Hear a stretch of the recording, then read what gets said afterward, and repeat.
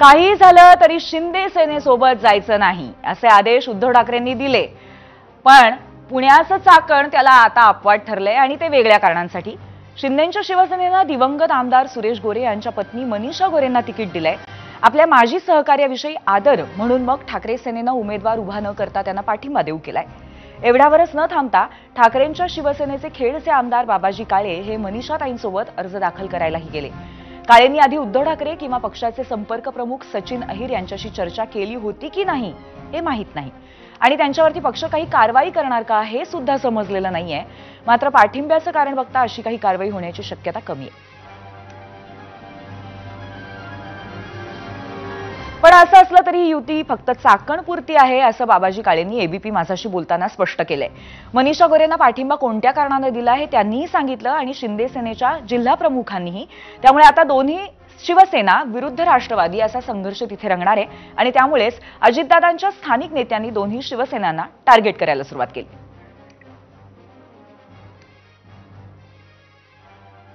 स्वर्गीय सुरेशभाऊ गोरे यांच्या पत्नी मनीषाताई गोरे या ठिकाणी इच्छुक झालेल्या आहेत।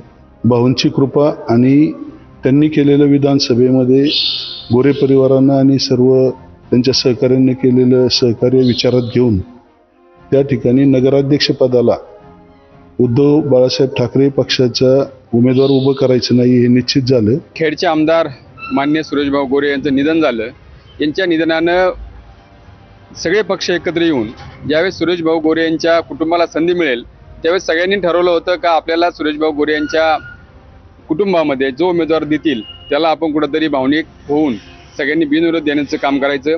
ह्याच याला कुठेतरी हे करून ह्या तालुक्याचे आताचे आमदार बाबाजी काळे यांनी सुद्धा त्याला साथ दिली आणि ते सुद्धा फॉर्म भरण्यासाठी उपस्थित होते।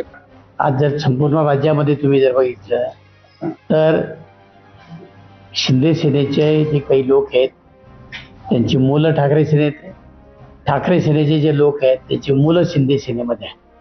मग आता काही घरामध्ये एकत्र जातो, एकाच घरात दोन पक्ष चालत नाही। काही देसाईंचा मुलगा शिंदे सेनेमध्ये आहे आणि देसाई ठाकरे सेनेमध्ये आहे, हे आपण पाहिलेलं ना। अशी कितीतरी उदाहरणं तुम्हाला देता येतील। त्यामुळं फक्त नावं वेगळी आहेत, नाहीतर दोन्ही पक्ष एकच आहेत। तर अशा या कारणासाठी दोन शिवसेना चाकणमध्ये एकत्र येत आहेत। पण थांबा, हे केवळ चाकणपुरतं घडलेलं नाहीये। कोकणातला नारायण राणेंचा बालेकिल्ला म्हणजे कणकवलीतही हो नाही करता करता अखेर दोन्ही शिवसेना एकत्र आल्यात। नितेश राणेंना शह देत सर्वपक्षीय शहर विकास आघाडी स्थापन झाली आहे।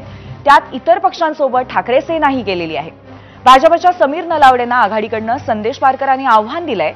हे पारकर आता ठाकरे सेनेत आहेत, मात्र त्यांचा अर्ज दाखल करायला शिंदेंच्या शिवसेनेचे नेते राजन तेली देखील त्यांच्या सोबत होते। विशेष म्हणजे नितेश राणेंचे मोठे बंधू आमदार निलेश राणे यावेळी हजर होते। मी सगळे एक शहर विकास आघाडी म्हणून एक सक्षम पर्याय हा त्या ठिकाणी सत्ताधाऱ्यांना दिलेला आहे आणि सत्ताधाऱ्यांच्या विरोधामध्ये जनतेचा त्या ठिकाणी कौल आहे। हा कौल आपल्याला त्या ठिकाणी 3 तारखेला त्या ठिकाणी दिसेल आणि म्हणून मी आपल्याला सांगतो की ही सगळी आघाडी करत असताना त्या ठिकाणी सगळ्या पक्षाच्या कार्यकर्त्यांना सामावून घेण्याचं काम सगळ्याच त्या ठिकाणी नेत्यांनी केलं। इथे सगळ्या समविचाराने एकच विचार केला की गावाचा विकास या उद्देशाने सगळे पक्ष येते। इथं कोण पक्षाची दालने घेऊन आलेले नाही। आम्ही शिंदे साहेबांबरोबर आहे, धनुष्यबाण आमची निशाने आहे, काही उबाटाची असतील, काही आणि अन्य पक्षाची आहे, काही काँग्रेसची मंडळी आहेत। सगळी मंडळी सगळ्यांनी एकत्र यायचा निर्णय घेतलाय आणि तो गावाच्या भल्यासाठी गावाच्या विकासासाठी हा निर्णय सगळ्यांनी घेतलाय।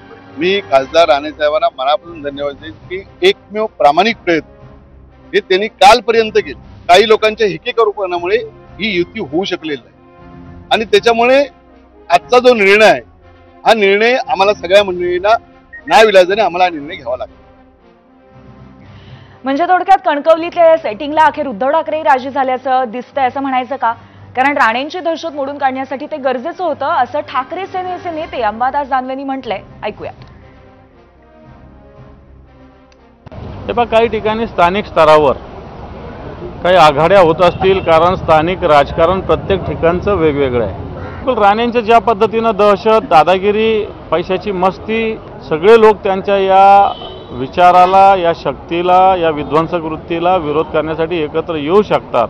आमची पक्ष म्हणून भूमिका राज्यस्तरावर हीच आहे की जे कोणी भारतीय जनता पार्टी असेल, शिंदे गट असेल याच्याबरोबर जायचं नाही अशी स्पष्ट भूमिका आहे.